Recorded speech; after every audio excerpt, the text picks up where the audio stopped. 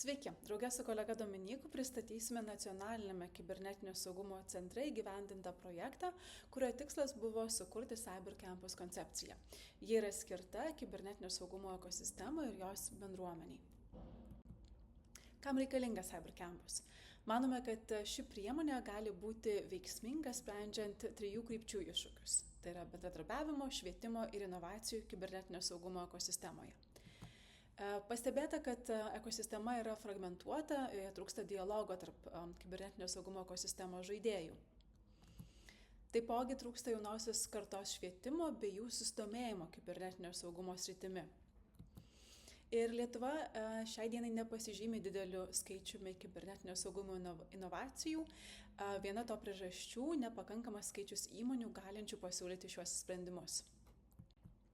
Manome, kad Cyber Campus gali būti jungiančiuoju dėmeniu kibernetinio saugumo srityje, buriant ir proaktyviai įgalinant ekspertus, dalintis žiniomis bei semtis jų vieniems iš kitų, siekti bendrų tikslų švietimo ir inovacijų srityse, vardan vieningai kuriamo Lietuvos kibernetinio atsparumo. Paprastai tariant, Cyber Campus bus vieta, kur susitelkia kibernetinio saugumo profesionalai, kurti saugesnę ateitį šiandien. Kviesime ekspertus burtis iš skirtingų sektorių, verslo, viešojo sektoriaus, taipogi ir mokslo atstovus, bendradarbiauti lygiavertiškumo pagrindais. Išskiriame 4 strateginės Cyber Campus veikimo kryptis – bendruomeniškumas, švietimas, inovacijos, tarptautiškumas.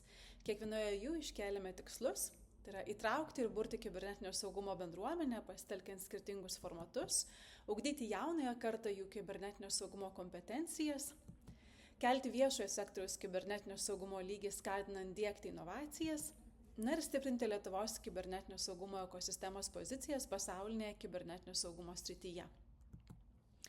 Tikime, kad dirbant šiose 4 strateginėse kryptyse bus suburta nacionalinė aktyvi Cyber Campus bendruomenė, kuri padės Lietuvai tapti strateginę Šiaurės Europos regiono lyderę kibernetinio saugumo srityje. Dabar perduosiu žodį kolegai Dominykui, kuris papasakos apie Cyber Campus įgyvendinimo etapus. Ir pradedant įgyvendinti Cyber Campus, reikia suburti aktyvią bendruomenę. Išskiriame 3 gyvenimo etapus ir vienas iš jų pirmųjų yra būtent bendruomenės būrimas. Antrasis yra įgalinimas pačios bendruomenės per bendruomenės veiklas. Ir trečiasis veikimas, tai Cyber Campus proaktyviai įtrauks narius į programų kūrimą.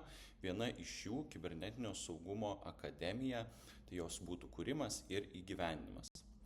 Štai čia matote valdysenos schemą. Tiek fiziniai ir juridiniai asmenys, dirbantis kibernetinio saugumo srityje, gali tapti mūsų nariais.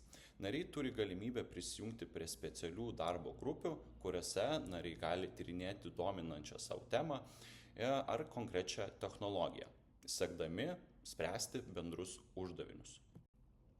Ir išgryninome bendruomenės naudas, pažiūrėjome per 4 skirtingus kampus.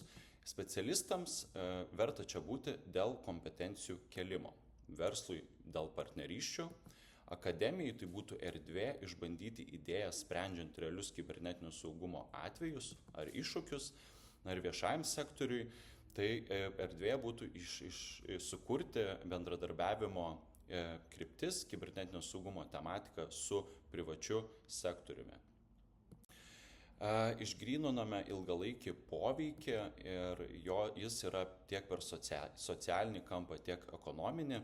Manome, kad aktyvi kibernetinio saugumo bendruomenė prisidėtų prie tikslingesnės politikos ir jos kūrimo.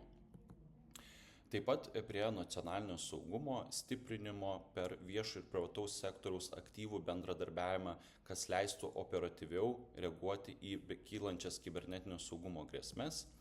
Taip pat per kibernetinio saugumo sąmoningumą, būtent ugdant jaunosios kartos kompetencijas. Ir tikime, kad centralizuota bendruomenė pritrauktų į šalį investicijų. Ir kalbant apie mūsų projekto testinumą, koncepcija yra perduota Nacionaliniam kibernetinio saugumo centrui tolimesniam įgyvendinimui.